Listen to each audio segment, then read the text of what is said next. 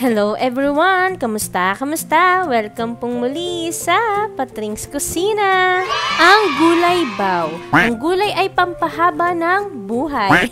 Kaya gagawa tayo ng crispy at masarap na vegetable pancake. Para sa ating recipe, bumili ako ng 20 pesos ng spring onion na kinat ko sa 3 at isang piraso ng carrot na hiniwa ko ng maninipis at pahaba.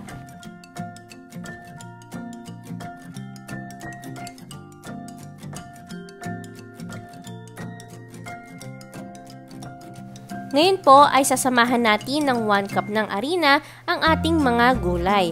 At nagdagdag na rin ako ng rice flour. Pero ito po ay optional lang naman. Kung wala po kayo niyan ay skip nyo na lang po. Naglagay na rin po ako ng 1 teaspoon ng paprika at ng cayenne powder na magkasama na. Pero kung wala po kayo niyan, asin at paminta na lang po ang gamitin ninyo. O kung ano bang pampalasa na meron po kayo sa inyong bahay. Gusto ko lang po ng rice flour kasi heavy yon sa ating recipe at mabigat sa tiyan pag kinain mo. Diba? Kapag sinamahan mo ng rice flour yung iyong recipe. Pagkatapos natin silang haluin ay maglagay na tayo ng 1 cup ng water. So, ayan guys, kahit ano pong gulay ay pwede nyo pong gawing ingredients yan. Kahit ano po ilagay nyo dyan, kalabasa, talong, sitaw, pataw, patani, kundol, patol, kumanta. Kapag mainit na ang ating mantika sa ating pan, ay ilagay na po natin ang ating vegetable pancake. Ayan. So, kapag nilagay na po natin ang ating vegetable pancake sa ating pan, ay siguraduhin lang natin na i-round shape natin ito.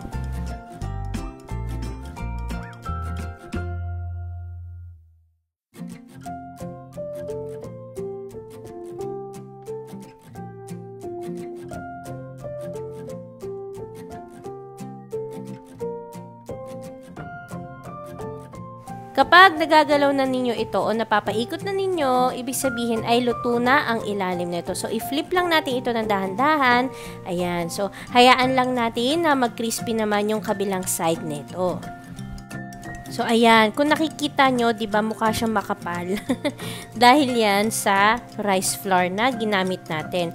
Pero kung gusto nyong lagyan ng itlog, pwede rin. Nasa sa inyo po yan. Okay, shout out session muna tayo. Shout out po kay Donovan San Pedro, Valderrama family from Iloilo, Amor de Vera from lokal ng Calgary, Canada, John Robert Barshal, at kay Ma'am Baydara Haji Ali from Saudi Arabia. Special mention ko po pala si Ma'am Heidi Picar dahil hindi lang siya nagluto ng isa kundi 2 recipe. Ito ang orange chicken at ube cheese turon. Special mention ko din po si Ma'am Lily Totanyas Ala dahil nagluto siya ng cheesy egg pizza. Wow! At si Ma'am Armila Jailani Saluan dahil nagluto siya ng crispy tofu nuggets.